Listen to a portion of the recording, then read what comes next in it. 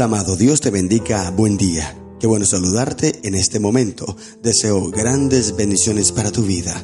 Hoy quiero invitarte a estudiar la palabra del Señor. Nos corresponde leer el capítulo 8 del libro del profeta Isaías.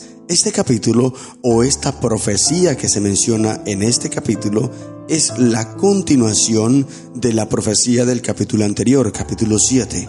Allí vimos que Isaías le habla al pueblo para que se aparten de los malos caminos. Acaz está reinando, un rey pagano, un rey impío que prefiere escoger la ayuda del ser humano y no la ayuda de Dios. Él le envía ofrendas, le envía los tesoros de la casa de Dios al rey de Asiria para que lo defienda de esta confederación que se ha formado entre el rey de Siria y el rey de Israel en Samaria. Ellos dos se unieron para pelear contra Judá, pero entonces la profecía decía en el capítulo 7, versículo 16 en adelante, que esta tierra iba a ser asolada. Siria e Israel serían destruidos, y allí expresa y presenta el capítulo 7 como leímos en el día anterior, y puedes volver a leer ese capítulo. La profecía era terrible, iba a haber una invasión y una destrucción total,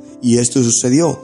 También sucedió en Judá, dice el versículo 1, Isaías 8:1. Me dijo Jehová: toma una tabla grande y escribe en ella con caracteres legibles, tocante a Maher Salal Hasbaz. Este nombre, que era el nombre del segundo hijo de Isaías, es el nombre más largo, más grande de la Biblia.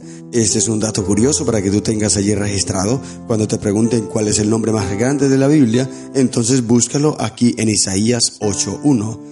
Este nombre significa el despojo se apresura, la presa se precipita. El primer hijo de Isaías se llamaba Sear-Jasub, que significa un remanente volverá. Esto aparece en el capítulo 7, versículo 3. Por tal motivo, el primer hijo de Isaías, al mencionar su nombre, al llamar a su hijo, Isaías le estaba hablando al pueblo que a pesar que iba a haber destrucción, que a pesar de que iban a venir conflictos, crisis, sin embargo, quedaría un remanente y Dios tendría un pueblo escogido y las cosas serían restauradas. Esto era lo que predicaba al mencionar, al nombrar a su primer hijo. Pero ahora, al llamar a su segundo hijo, estaba dando una profecía al pueblo, y es que el despojo se apresura, la presa se precipita, iba a venir devastación, destrucción. Por tal motivo, el nombre de Maher Salal Hasbaz debía ser una amonestación al pueblo para que buscara a Jehová. Sin embargo, lamentablemente, tristemente, el pueblo no buscaba a Dios, sino que estaba en caminos extraños. Dice el versículo 2, y junté conmigo por testigos fieles al sacerdote Urías y a Zacarías hijo de Jeberequías, y me llegué a la profetisa, la cual concibió y dio a luz un hijo, y me dijo Jehová: ponle por nombre Maher Salal Hasbaz.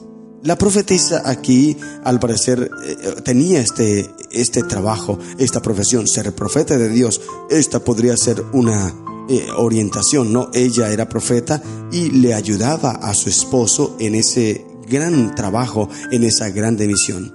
O tal vez se le llamaba profetisa por ser esposa de Isaías. Sin embargo, lo interesante es el nombre de este hijo. Era una profecía de advertencia, de amonestación al pueblo. Y el versículo 4 dice: porque antes que el niño sepa decir Padre mío y Madre mía, será quitada la riqueza de Damasco y los despojos de Samaria delante del rey de Asiria. Qué triste profecía. Un despojo se apresura, la presa se precipita. El nombre de este hijo hablaba esto, y el pueblo de Israel allí en Samaria debían buscar a Cristo, debían consagrarse a Dios, dejar sus malos caminos, pero ellos no estaban dispuestos a hacerlos. Este capítulo 8 o esta profecía es dada no solamente para Judá, sino también para Israel, para las dos naciones del pueblo de Dios que se habían dividido, que estaban en conflictos, en confrontaciones, pero ahora Dios quería juntarlos. Dios quería hablarles para que ellos se arrepintieran y dejaran sus malos caminos. Esta profecía de la cual se habla aquí se cumple en el año 732 a.C., cuando Peka y Resín perdieron el trono y más tarde la vida. Esta historia tú la puedes encontrar allí en el segundo libro de Reyes, capítulo 15 y capítulo 16. Dice el texto bíblico, segundo de Reyes 15:30, Oseas, hijo de Ela, conspiró contra Peka, hijo de Remalías, lo hirió de muerte y reinó en su lugar a los 20 años de Jotán, hijo de Usías. Luego el capítulo 16, versículo 9 del segundo libro de Reyes dice: el rey de Asiria atendió su petición, pues subió contra Damasco y la tomó. Se llevó cautivos sus habitantes a Kir y mató a Resín. Esto es Siria, no Damasco, Siria. Así que Asiria conquista Damasco y Oseas, hijo de Ela, conspira contra Peka y lo mata. Y esto estaba escrito en la profecía: el despojo se apresura, la presa se precipita. Esta profecía que Isaías le estaba dando ocurrió 2 años antes que se cumpliera. En el año 734 fue dada esta profecía, pero en el año 732 se cumplió. Pero el pueblo no quiso obedecer, no quiso escuchar la voz del Señor. No estaba dispuesto a escucharla. ¿Te das cuenta, querido hermano, la terquedad que hay en el ser humano? ¿Cuántas veces Dios nos ha hablado? ¿Cuántas veces Dios ha tocado nuestro corazón y no queremos atender el mensaje? Estamos lejos, estamos escarriados, estamos alejándonos del Señor. Y ahora el versículo 5 dice: otra vez volvió Jehová a hablarme diciendo: por cuanto desechó este pueblo las aguas de Siloé que corren mansamente, y se regocijó con Resín y con el hijo de Remalías, he aquí por tanto que el Señor hace subir sobre ellos aguas de ríos impetuosas y muchas, esto es al rey de Asiria, con todo su poder, el cual subirá sobre sus ríos y pasará sobre todas sus riberas. Y pasando hasta Judá, inundará y pasará delante, y llegará hasta la garganta, y extendiendo sus alas, llenará la anchura de tu tierra, oh Emanuel.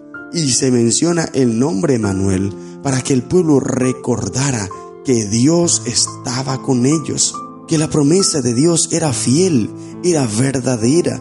Él estaba dispuesto a ayudarlos.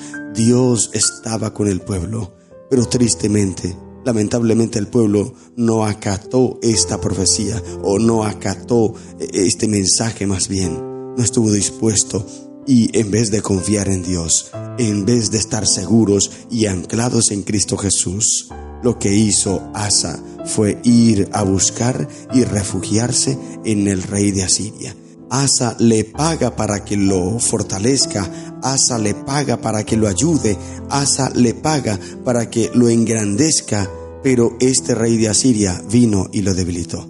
Así paga el ser humano. Por eso tú y yo no podemos confiar ni refugiarnos en el ser humano, porque el ser humano nos defrauda, el ser humano no nos puede dar ayuda. Pero si confiamos en Dios, Él será nuestra ayuda y Él nos dará todo lo que nosotros necesitamos. Reuníos pueblos y seréis quebrantados, dice el versículo 9. Oíd todos los que sois de lejanas tierras, ceñíos y seréis quebrantados. Disponeos y seréis quebrantados. Tomad consejo y será anulado. Proferid palabra y no será firme, porque Dios está con nosotros. Porque Jehová me dijo de esta manera con mano fuerte, y me enseñó que no caminare por el camino de este pueblo, diciendo: no llaméis conspiración a todas las cosas que este pueblo llama conspiración, ni temáis lo que ellos temen, ni tengáis miedo. A Jehová de los ejércitos, a Él santificad, sea Él vuestro temor, y sea Él vuestro miedo. Pero el pueblo no acató estos consejos. El pueblo no obedeció la palabra del Señor. Ellos no debían unirse a los paganos, sino que ellos debían unirse a Jehová, porque Jehová estaba con ellos y los podría ayudar. Este era el mensaje que ellos debían recibir. Y Dios le habla a Isaías en el versículo 16 y le dice: ata el testimonio, sella la ley entre mis discípulos. Esperaré pues a Jehová, el cual escondió su rostro de la casa de Jacob, y en él confiaré. Y aquí yo y los hijos que me dio Jehová somos por señales y presagios en Israel de parte de Jehová de los ejércitos, que mora en el monte de Sión. Y si os dijeren: preguntad a los encantadores y a los adivinos que susurran hablando, responded: ¿no consultará el pueblo a su Dios? ¿Consultará a los muertos por los vivos? a la ley y al testimonio. Si no dijeren conforme a esto, es porque no les ha amanecido. Amén. Y aquí está el mensaje final. El pueblo no debía buscar ayuda en los adivinos, en los encantadores, ni siquiera consultar a los muertos. No debían buscar ayuda en el ser humano, en ningún ser humano. La única ayuda que ellos debían buscar era la ayuda de Dios. Y este mensaje es para ti y para mí también hoy, querido hermano. Tú y yo no debemos refugiarnos en las cosas materiales, en el dinero, en los recursos económicos, en las cosas humanas. No debemos refugiarnos en las cosas terrenales. No, nuestro refugio, nuestra ayuda viene de Dios, y solo a Él nosotros debemos entregar y debemos confiar totalmente todas nuestras cargas. La sierva de Dios Elena de White, en Review and Herald del 21 de octubre del año 1902, dice lo siguiente: los agentes satánicos trabajan constantemente sembrando y regando las semillas de rebelión contra la ley de Dios, y Satanás está reuniendo almas bajo su negro estandarte de la rebelión. Forma una confederación con seres humanos para luchar contra la pureza y la santidad. Ha trabajado diligente y perseverantemente para aumentar el número de los que se unirán con él. Mediante la forma en que presenta las cosas, procura aumentar la distancia entre el cielo y la tierra, y crece su convicción de que puede agotar la paciencia de Dios, extinguir su amor por el hombre y hacer que sea condenada toda la raza humana. Este es el propósito de Satanás: hacer que el hombre se rebele al punto que Dios destruya no solamente a los impíos, sino a toda la raza humana. Pero el amor de Dios es grande, y aunque Satanás busca aliados, y aunque Satanás busca reunir su ejército, tú y yo, querido hermano, no somos parte de ese ejército. Tú y yo, querido hermano, no debemos unirnos a ese ejército, sino que debemos unirnos a Cristo Jesús. Sigue diciendo la sierva de Dios en la carta 42 del año 1909. Los dos bandos antagónicos continuarán existiendo hasta la terminación del último gran capítulo de la historia de este mundo. En cada ciudad hay instrumentos satánicos. No podemos permitirnos el bajar la guardia ni por un momento. Amén. Ahí está el mensaje final, querido hermano. Esta profecía que Dios le envía al pueblo de Israel a través de los dos hijos de Isaías era un mensaje de advertencia para que el pueblo buscara a Dios, para que el pueblo se consagrara a Dios, para que se entregara totalmente a Dios, y así Dios los podría ayudar. Sin embargo, el pueblo no buscó a Dios, por eso el pueblo fue destruido. Y este mensaje, querido hermano, sigue latente hoy. Tú y yo debemos atender la voz de Dios, el mensaje de Dios, el llamado de Dios. No debemos unirnos a Satanás, sino que debemos alejarnos de él, de sus filas, someternos a Cristo Jesús, consagrarnos a Él, y Él nos ayudará a vencer por completo a Satanás y todos sus agentes. Estas son las lecciones que encontramos en el capítulo 8 del libro de Isaías. Que el Señor te bendiga. ¡Feliz día!